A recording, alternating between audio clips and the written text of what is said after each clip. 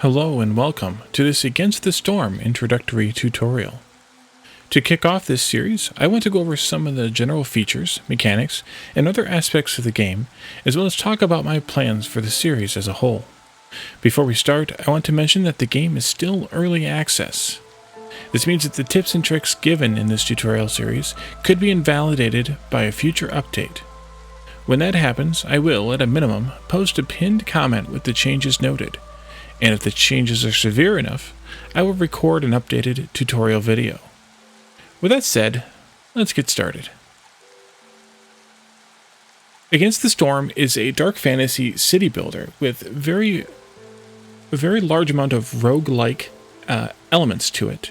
That means that progression through the game is done through a meta system on a world map. And then the individual game levels, or towns in this case, are played separate from, kind of almost separate from that game, but they influence and provide you resources for the metagame. In this game, we play as the Queen's Viceroy, a leader that's sent out to establish new settlements in a world that is plagued by rain, most of all, and some evil spirits, some benign spirits, and some very angry forests. We're going to lead a group of humans, beavers, lizards, and or harpies, as well as a as yet unannounced fifth playable species, into the wilderness, into those settlements, and establish a town that can be then used for later trading and expansion. The developer of this game is Eremite Games, and it is published by Hooded Horse. Eremite Games is a group of five people who have a large amount of experience working at AAA developers. They are a very agile development team, not using agile as a reference to their development system, but just in terms of the level of releases they intend. As of this recording, a few days before the Steam launch of the game, they have announced an updated roadmap that contains the aforementioned fifth playable species, as well as a myriad of new features for the game and additions to the existing features. One of the strong attributes of Eremite Games is their community-supported development. Every set of patch notes for this game, every update, which are on a 2-week basis, contains a list of all of the features and changes made to the game at the community's behest.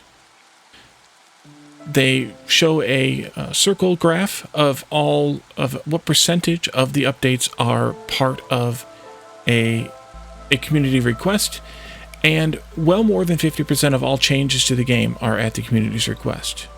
So they are a very active and involved developer with their community. They do have, in addition to many new components added to the game, that are kind of expansions for existing features of the game, systems in the game. They do have an additional new system that is planned, that they have not yet announced the name or orientation of, and they have two existing systems that they're planning on major overhauls to: metal and mining, and blight rot, both of which will be covered to some extent in later tutorials in this series. And depending on how those work out, it may resort to one of those aforementioned updated tutorial videos. Beyond that, let's take a look at the interface of the game, just to orient you to how the game works and feels. Here on the main menu, you have a list of profiles. There are at least 5 available. I don't know if you can go beyond that or not. I have the one that I've been playing for the last year or so available here. This is the one that I've been playing on Epic, with the Epic version of the game. This does not, the game settings are not unique to the platform, so you can switch back and forth if you happen to own the game on either platform. And then I created a test game just for some aspects of these tutorials in this series. You can switch profiles by choosing pick. You can reset the progress by choosing the broom, and you can delete the profile there. You can rename it here, and I think you can choose an icon. Maybe you can't choose an icon. You cannot choose an icon. The icons are chosen for you when you set up the profile. Giant play button here, settings button, and a quit button. Discord link here at the bottom. Then the date of the next update. Sometimes you have to restart your settlement. Sometimes you have to restart your world map. Both of which features will be discussed more in depth in later tutorials. And then there's a news panel up here. In the settings, we have a wide variety of settings. Your standard video settings. Some of the key things here are you can adjust the UI size here. You can turn off lightning flashes if you have sensitivities to that. Also motion blur, depth of field, chromatic aberration, all those for sensitivities. World map grid is something that you may or may not want to turn on. That'll be covered in the world map tutorial coming soon. Sound, of course, you can choose to mute the game if it's in the background.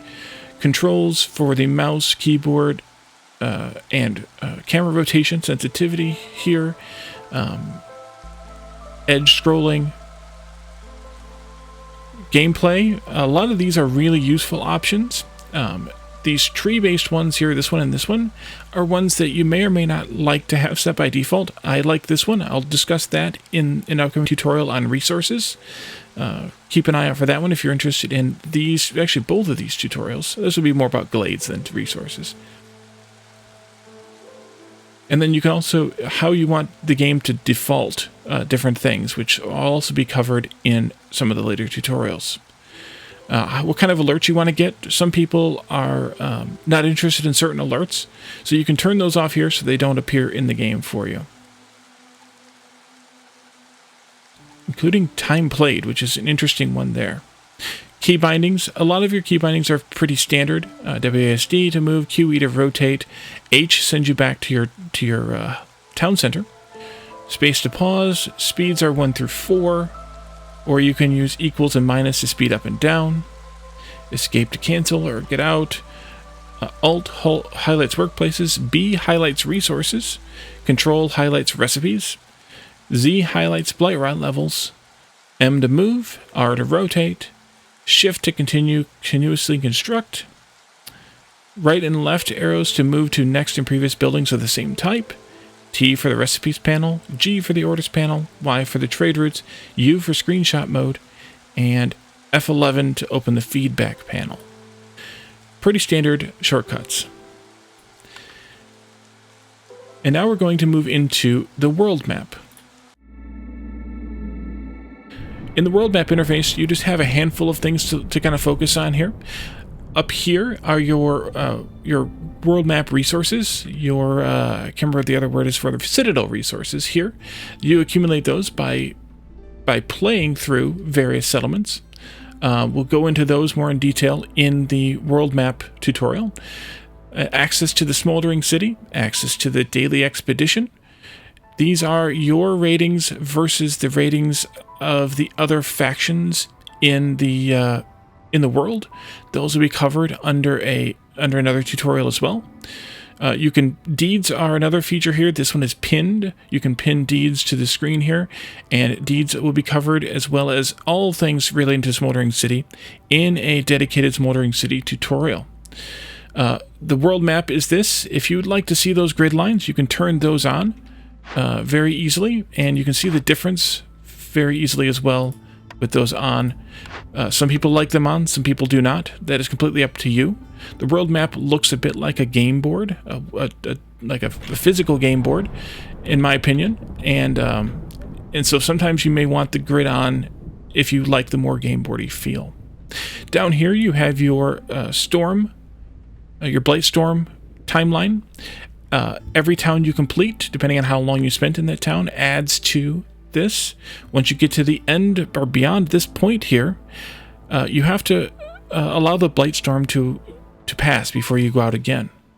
Once you do that, all towns of your own as well as the other factions are reset. and you start again from the beginning. On the map here, there are question marks indicating points of interest out in the map.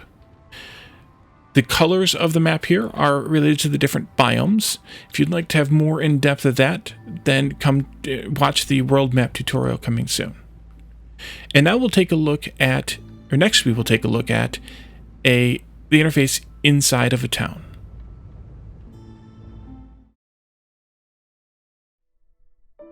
Inside of a town, there are several interface elements, most of which will be covered more in depth as the tutorial series progresses. Over here, you have all 3 of the selected races. The number of races is always 3, regardless of how many races you have unlocked in the game. You can only take 3 different races with you to an individual town. The races have this pull-out menu where you have some aspects of them where you can look at their needs and their satisfaction. Across the top here, you have menus for all of the items in the game that you can pick up off the ground, that you can manufacture, that you can produce, that you can win, you can collect in any kind of way. Those are here under different menus. This will expand to add more menus as the items are added into your inventory. Here in the center is your main clock. This tells you what year you're in. This tells you what season you're in. This is your hostility. Hostility will be covered in depth in a later tutorial. And then your game speed here, and we're currently paused. Across here, you have your forest mysteries. These will also be covered in depth in a future tutorial. Over here is your menu, recipe panel, consumption control, and trade routes. And there are also 2 or 3 other buttons that will appear here throughout the game. These are kind of your alternate screens, your access to your alternate screens in the game, your main screens in the game, all of which will be well covered as well in later tutorials. Down here you have your current effects. This will expand as you gain effects, positive and negative in the game. But I'll hover over those, of course, to read about them. We will talk about those throughout the other tutorials as well later in this series. And down here on the bottom, you have your current reputation, your current Queen's Impatience. You have your building menu across this area, and then marking and unmarking trees and building destruction. And this button is clickable to allow you to pick a new building from blueprints as a reward. You start every game with 3 blueprint choices, and you proceed from there. All screens in the game kind of look like this one. They all have different aspects to them, but they kind of look like this one, a pop-up screen with some sort of interface ideas or choices. You can see this one here is kind of similar to that. And these screens here, orders, trading post, trade routes, consumption, and recipes, allow you to toggle between the 5 of them. So if you would like to switch back and forth without going out and clicking on another button, you're able to do that. All these screens will be covered, as I mentioned, in more depth in a future tutorial.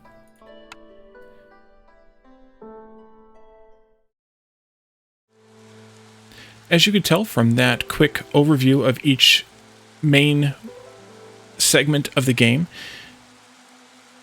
I plan to cover every aspect of the game in tutorials. If I miss one or don't go into enough detail on one, please let me know in the comments for that video, or reach out to me through other methods such as Discord to let me know how you'd like me to cover it in more in depth, what I may have missed, what you find interesting, or what you find difficult about the game. The length of these tutorials will be variable, but fairly short, this one being perhaps the longest, or definitely one of the longest. Some of them may be very short at only a couple of minutes.